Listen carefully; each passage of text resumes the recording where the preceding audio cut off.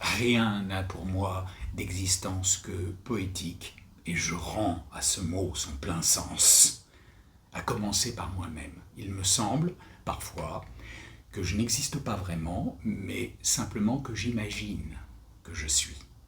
Ce à quoi je parviens le plus difficilement à croire, c'est à ma propre réalité. Je m'échappe sans cesse et ne comprends pas bien, lorsque je me regarde agir, que celui que je vois agir soit le même que celui qui regarde et qui s'étonne et doute qu'il puisse être acteur et contemplateur à la fois.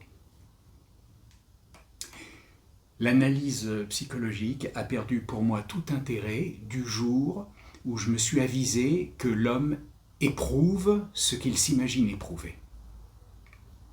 De là à penser qu'il s'imagine éprouver ce qu'il éprouve, je le vois bien avec mon amour.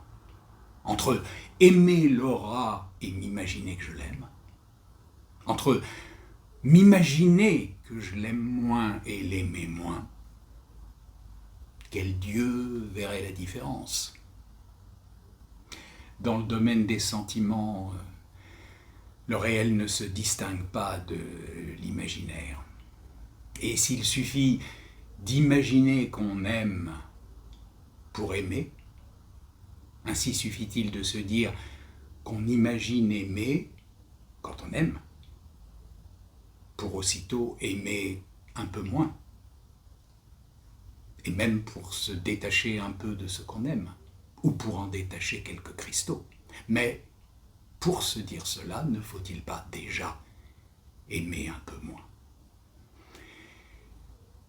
C'est par de tels raisonnements que X, dans mon livre, s'efforcera de se détacher de Z.